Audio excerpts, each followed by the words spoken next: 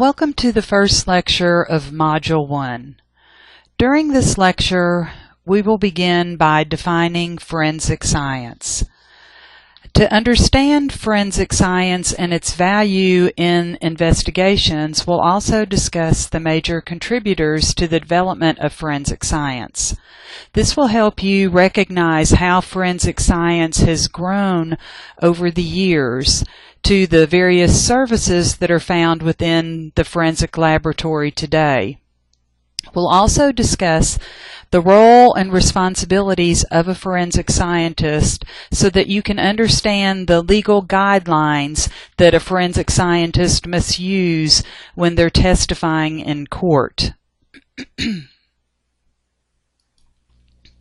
So exactly what is forensic science? In today's world, forensic science has become a very common phrase since we hear so many different TV shows that focus on forensic science, whether it's CSI, NCIS, Bones. There's lots of different television shows that have made forensic science popular. It's also become very popular for radio shows to host different Forensic Fridays series where prosecutors may bring in various detectives to talk about crimes to once again focus on forensic science and the public's knowledge of forensic science. It's of course also very prevalent in newspapers and all the different articles that you can see on different crimes. But exactly what is forensic science? If we talk about the definition of forensic science, the word science comes from the Latin word forensis, which means forum or having to do with argumentation and debating. And in today's terminology, we discuss or define forensics as applying to public or legal concerns. The word science comes from the Latin word scientia, which means knowledge. And in today's world, we think of science as being a collection of systematic methodologies that we use to understand the physical world. So if we combine forensic and science, it specifically means the application of science to the law, or more specifically to criminal and civil laws.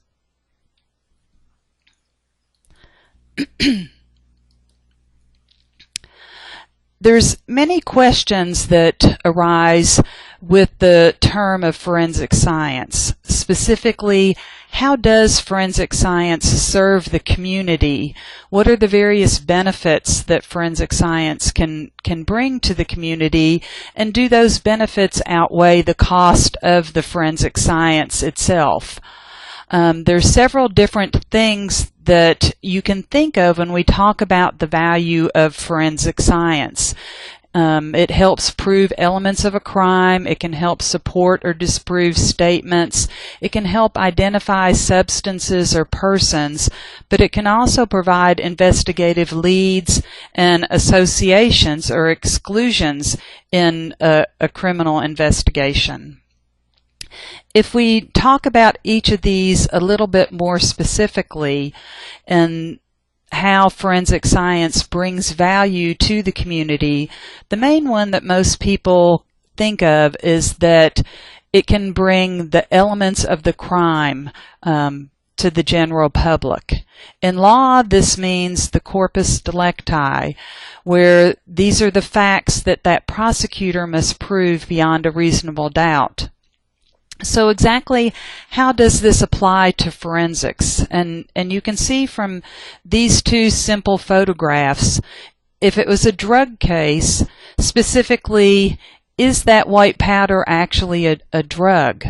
And through forensic science, we can obtain the spectra that helps prove that that white powder is indeed cocaine. Other examples of this same corpus delicti, or proving the elements of the crime, might be in a drunk driving case, where that forensic scientist is going to determine the percent of blood alcohol present, or in a rape case where that forensic biologist might be determining the presence of semen. All of these things, or these elements, have to be proven for a successful conviction. Another way that forensic science brings value to that investigation or to the community itself is where it helps support or disprove statements. In many investigations, there might be an eyewitness, but a lot of times the eyewitness statements may or may not be reliable. They could have prejudices which come into play. Their memory might be slightly flawed, or they might be just specifically saying untruthful statements. So the forensic evidence is very objective in this opinion. An example of this would be specifically on projectiles, where there might be striations that can help prove that that bullet was actually fired from a specific weapon. Another example might be where foreign paint could be matched to a specific suspect vehicle to show that contact actually occurred. Forensic science can also help identify substances or persons. So it can also bring value to that investigation by identifying specific drugs or by identifying ignitable liquids in arson cases. It can also identify persons through the use of fingerprints or DNA. And once again, forensic science can also provide investigative leads. In many investigations, the officer will collect evidence to help provide information to that investigation. A good example of this might be where there's a hit-and-run pedestrian type accident where the officer may submit clothing for a forensic scientist to examine to try to identify different paint particles or different glass particles that might be used to help link back to a specific make, model, and year of a potential suspect vehicle. In other instances, things such as ski masks that are left near a robbery scene. A forensic scientist may look at the hair that's collected from that ski mask to help give racial characteristics for the person that may have been wearing that ski mask.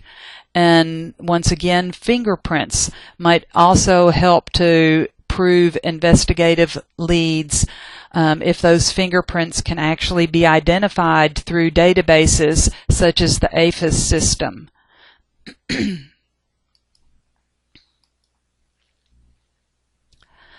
Associations and exclusions can also help guide an investigation by eliminating suspects and providing focus on proper individuals where there is no reliable witness. So in instances such as fibers that are found on a victim, this may help link back to a specific scene, or hairs that can be transferred from a victim to a suspect. This will provide associations between the two individuals. So now that we know how forensic science can bring value to an investigation, let's look specifically on how forensic science came to be and understand a little bit some of the individuals that have been important to forensic science over the years. One of the first individuals that has been extremely important in forensic science is Matthew Orfillo, who was a Spanish individual who developed a lot of the techniques that we consider when we talk about modern toxicology. He also worked a little bit with microscopic blood and semen test. One of the other important individuals is Alphonse Bertillon, which developed a system which could actually individualize persons. And this system was used for many years. It involved taking approximately 11 measurements of the individual, things such as their height, their weight, their length of their foot, their width of their head, how far they could actually reach. Different measurements were collected from the individual, and this was a manner that they used to individualize persons for many years until approximately 1903, where there was a new person that was being brought into the prison that had the exact same measurements as an individual that was already in the prison. So at that time, they began to develop a new system where you could individualize persons, which has initially led to the fingerprint systems that are more common nowadays. Another individual that was very important in the development of the initial serology type tests that were done on blood stains is Leonard Latz. An American, Calvin Goddard, is very prominent in the use of ballistics and the bullet comparisons that he did on comparison microscopes. And Albert Osborne developed a book that has very good references for document examinations. Edmond Locard established one of the first crime laboratories in France, and he developed what is known as the Locard exchange principle, which we will discuss in greater detail in future lectures.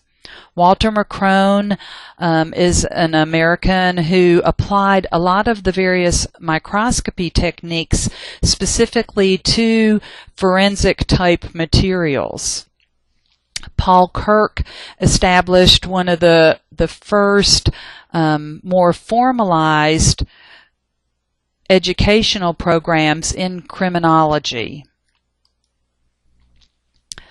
A lot of people believe that Sir Arthur Conan Doyle was the first person to more popularize forensic science with his Sherlock Holmes novels.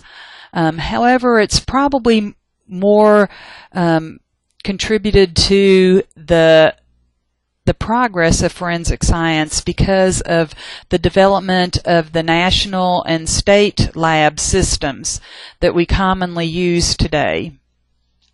Currently, there are approximately 350 labs in the United States, and the growth of these labs is really dependent on several different factors.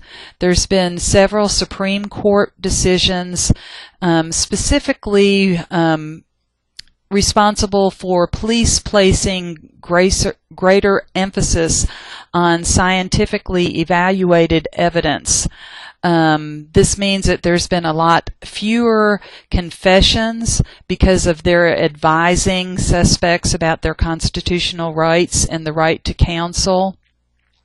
So this brings about a lot more necessity for that evidence to help prove crimes because there aren't as many confessions.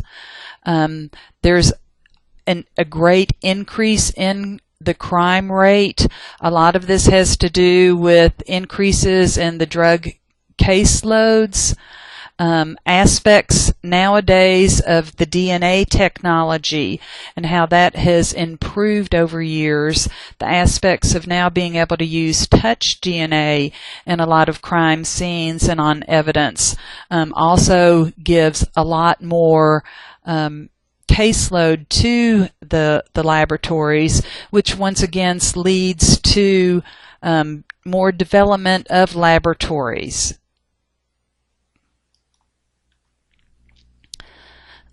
The modern crime lab can either be publicly or privately owned. In the United States, we have both systems, public and privately owned laboratories. The Los Angeles Police Department was the first crime laboratory that was developed around 1923, and it was shortly followed by the Bureau of Investigation, which then was changed to the Federal Bureau of Investigation, which began in 1926.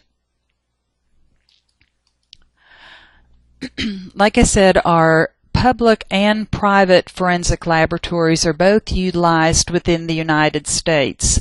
The main laboratories that are used are generally the public crime laboratories, but there are several different levels of this. There are national laboratories, there are state laboratories, and in some instances, counties or cities may also have different laboratories. In the federal laboratory system, there are several different agencies that actually have laboratories. The Federal Bureau of Investigation, which assists state or local laboratories in processing some of the evidence that they may not have the proper techniques to do, or in processing a lot of your more major crimes within the United States. The DEA, or the Drug Enforcement Administration, specifically deals with the production, the sale, and transportation of drugs, and there are specific federal laws that will relate to the drug sale, transportation, and production of the drug products.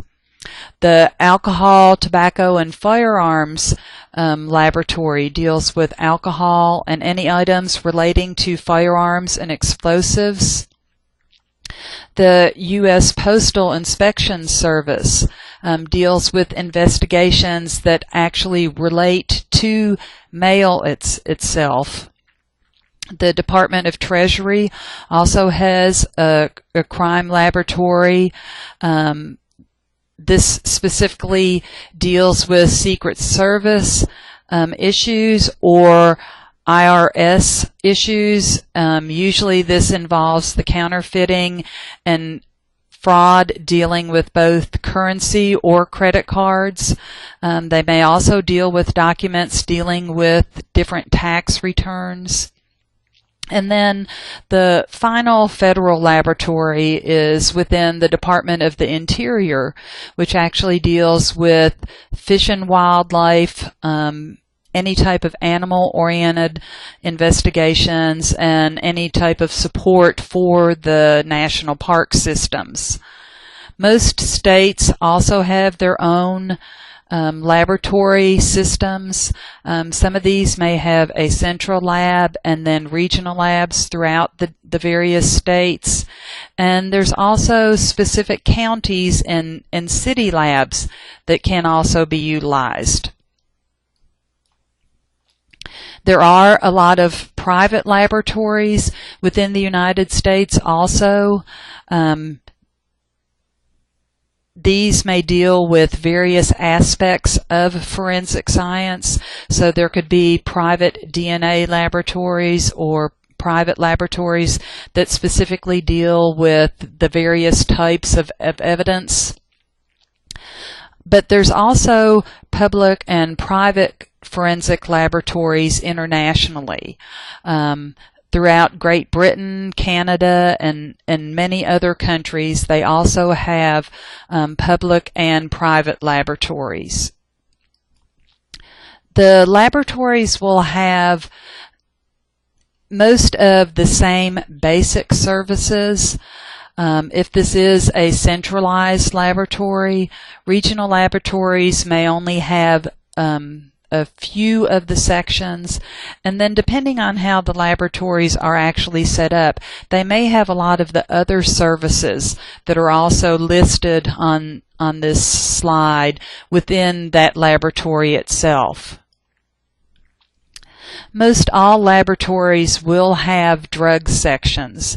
In this section of the laboratory, they deal with all different types of solid dosage drugs, whether it be pills, powders, plant material, or even the examination of different drug paraphernalia, and assisting in those drug type investigations.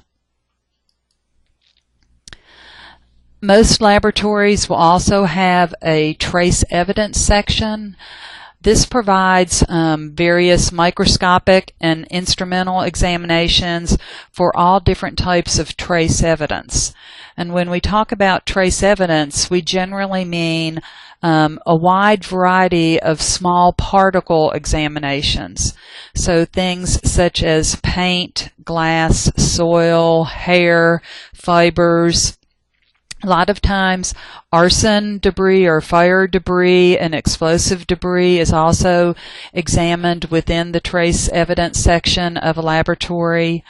Gunshot residue, a lot of instances with gunshot residue specifically on hand samples will also be done in a trace evidence section. Most laboratories will have forensic biology sections. This essentially starts with the identification of various biological fluids, whether it be blood, saliva, or semen. But then depending on the actual investigation, it might also encompass DNA testing of those samples. A lot of forensic biology sections will also include blood stain spatter interpretation as part of the services that they provide. Most laboratories will also have a toxicology section. In this section of the laboratory, they examine various body fluids for the presence of alcohol, drugs, or other poisons.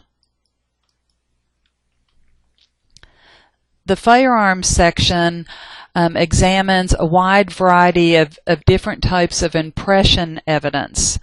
When we talk about impression evidence, we generally mean firearms evidence or tool mark evidence, and in some instances, shoe print and tire tread comparisons. Within a firearms section, they may also do distance determination. So this would be a form of gunshot residue examination, but in the sense that they are trying to do distance determinations on that weapon itself. And a lot of your firearm sections will also do serial number restorations. Most laboratories will also contain a question document section. Within that question document section, they work with determining handwriting comparisons or the various document examinations that might be necessary because of forgeries, obliterations, erasures, different changes to the documents itself. So they're working with a lot of the different printing technologies or examinations of inks and paper. Most laboratories will also have a photography section that helps support the other areas within that laboratory. They might also assist with preparing courtroom presentations or doing more specialized photography for the various sections of the laboratory. A crime scene unit might also be found within the forensic laboratory, and this may be made up of very specialized personnel who are going to assist at crime scenes to help identify, preserve, and collect the evidence from the crime scene itself. Some of the other sections that we'll now be discussing might be a portion of a forensic laboratory, or they might be organized in a section themselves within an agency. The first of these is the latent print section. They will process and examine evidence or crime scenes for latent prints and then do comparisons and identification to known samples. A polygraph unit is utilized in a lot of different investigations to give investigative support to that officer. The polygraph unit will measure different rates from an individual, their blood pressure, their pulse, their respiration, to try to attempt to determine whether or not a suspect or a subject is being truthful when they're answering various questions. Some laboratories might also have a voice print analysis unit where they can convert speech to a visual display so that comparisons can be done between recordings or tapings and actual individuals. And then a lot of laboratories are combined with a forensic pathology unit. This unit usually has several different medical examiners that comprise the unit themselves. They're trained to determine the cause and manner of death, and a lot of times will assist in the collection of evidence from these individuals. A forensic anthropologist a lot of times is assigned to that medical examiner's office, and they're going to be specifically responsible for the examination of any skeletal remains.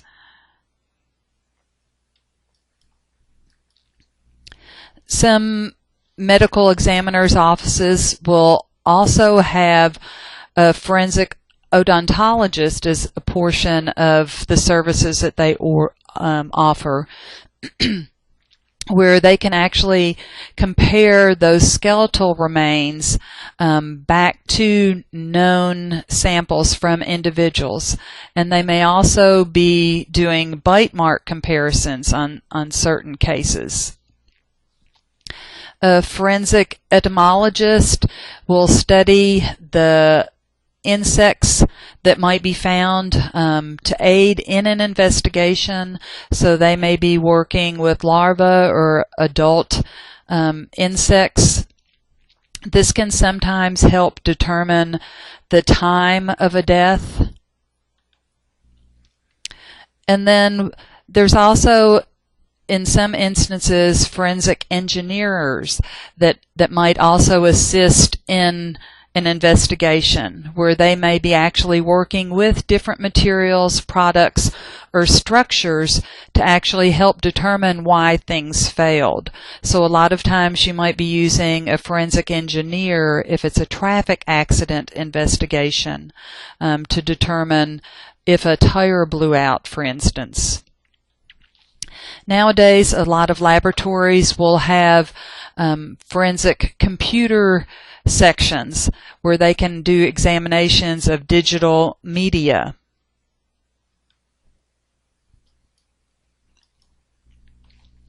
So now that we know a little bit more about a forensic scientist and the various sections within the laboratory, one of the reasons that this evidence can be so important is that the forensic evidence itself derives its integrity from the adherence to very strict guidelines that are going to ensure the systematic collection, organization, and analysis of the information.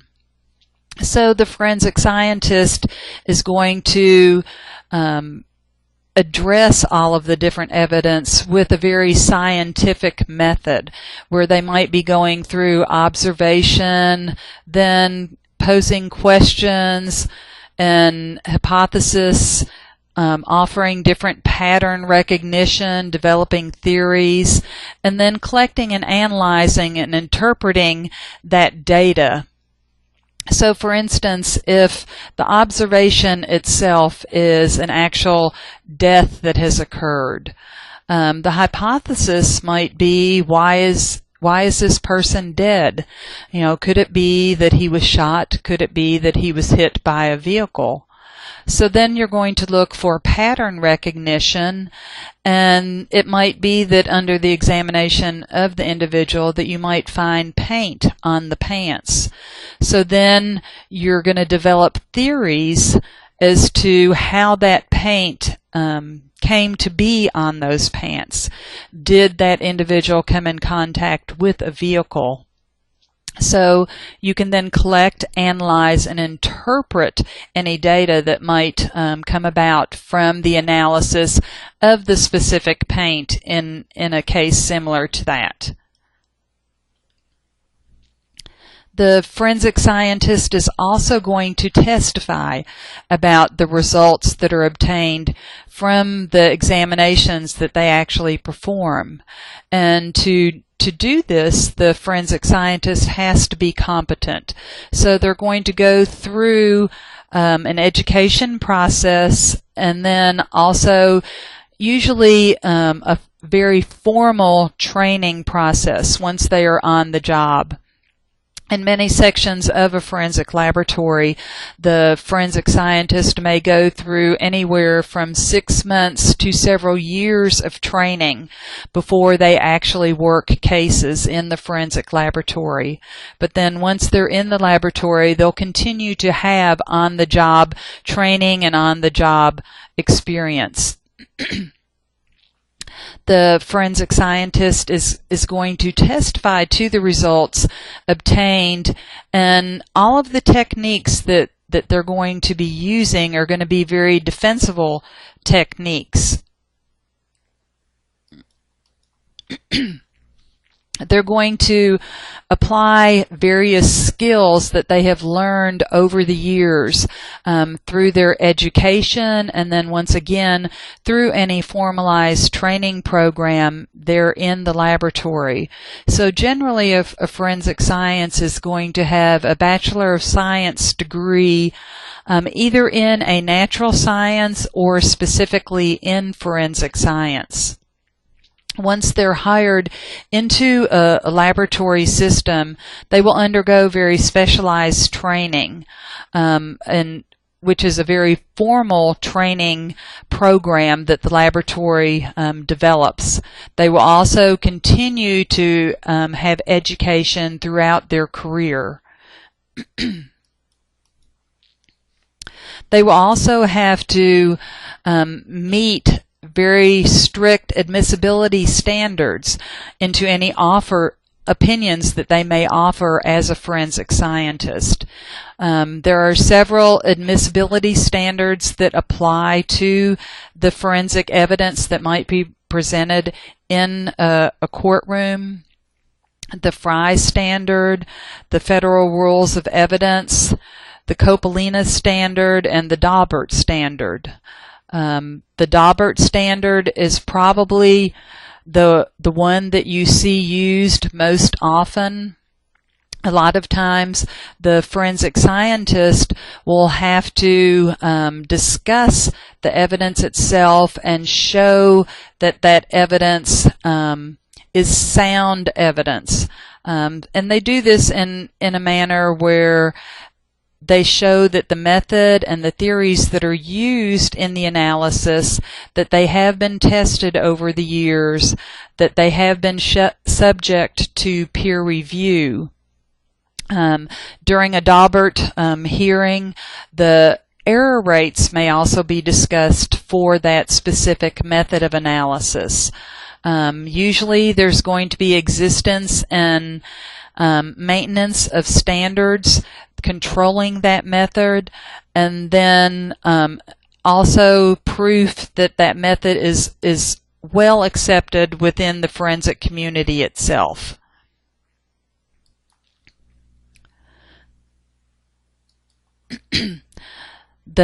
The expert witness, before they're allowed to testify, they're going to have to show that they possess that knowledge or skill that they have developed through their education and through their training in the laboratory system.